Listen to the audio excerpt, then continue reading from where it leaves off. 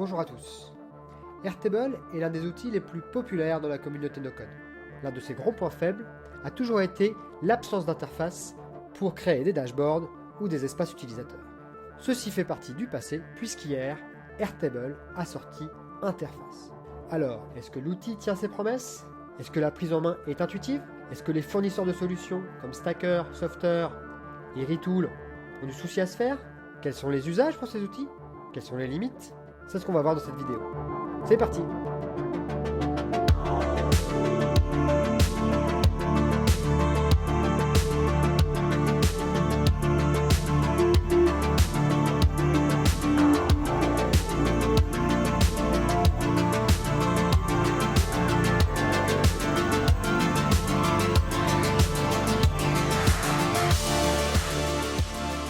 Alors nous allons faire une interface pour cette base appelée événements. Deux tables, une table des événements, associée aux événements, effectivement, il y a les participants et donc les gens qui se sont inscrits via des formulaires, comme celui-ci. Donc depuis hier, un nouveau bouton est apparu en haut de la base. Et donc on va cliquer dessus et voir comment ça fonctionne. On va créer une nouvelle base pour voir à quoi ça ressemble. Donc on va l'appeler gestion des événements. Plusieurs layouts sont possibles. Ce que je vous propose, c'est pour aujourd'hui de tester le premier. Ce qui est super, c'est que directement, on va pouvoir configurer la page avec nos données. Donc c'est les données de ma table événement. Finish. Dans cette interface, donc vous avez la page de design où là vous avez les blocs et vous pouvez bouger les blocs.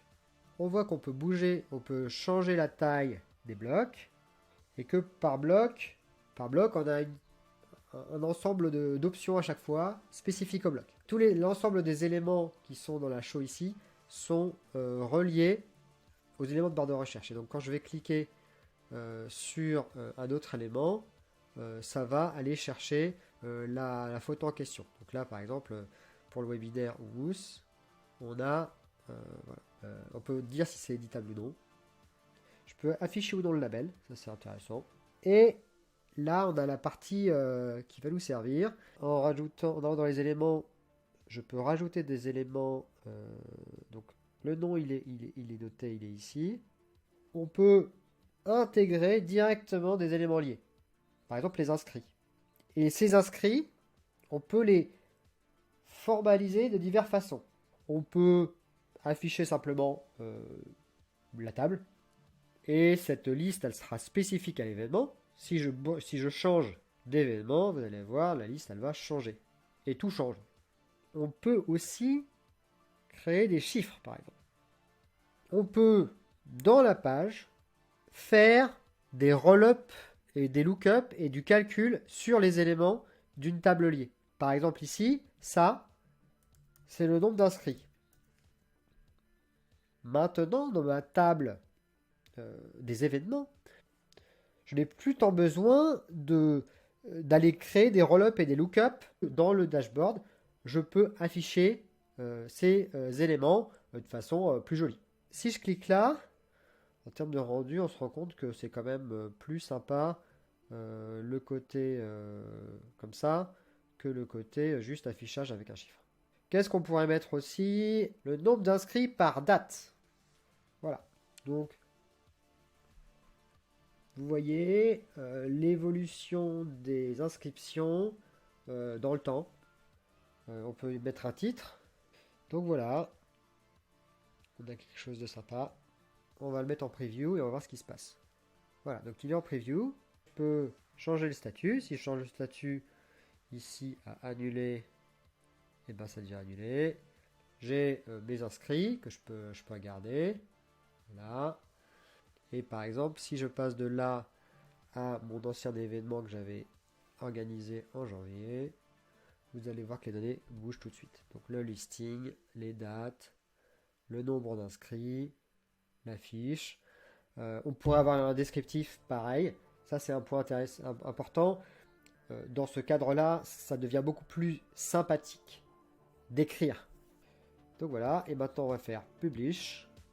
Voilà, vous avez votre première édition d'événement. Vous pouvez en avoir plus d'autres, vraiment. Si je tape sur share, ouais, le share c'est via des emails uniquement pour l'instant. Je suppose qu'ils arriveront ici et qu'ils pourront cliquer sur ici pour arriver dans le dashboard. Pour conclure, est-ce que l'outil tient ses promesses? Il me semble que oui. Il permet sur une interface de mélanger l'ensemble des informations que l'on a dans une base. La prise en main est vraiment intuitive. Quelques remarques cependant peut-être. Une difficulté à trouver la sortie pour revenir à la base. La possibilité de créer des records. Il faut encore aller dans la base pour le faire. Il y a des petits problèmes de rafraîchissement sur certains blocs. Et on aimerait pouvoir aussi mettre en mode éditable tous les champs en un clic. Mais sinon, c'est un vrai plaisir à utiliser. On reprend goût à l'écriture dans Airtable, ce qui était plutôt difficile dans le cadre d'une table.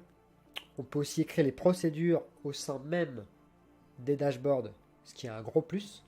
Et puis, grâce à ces dashboards, on a une nouvelle finesse dans la gestion des accès, qui était un point faible d'Airtable. Est-ce que ce produit attaque Stacker, Softer ou Retool?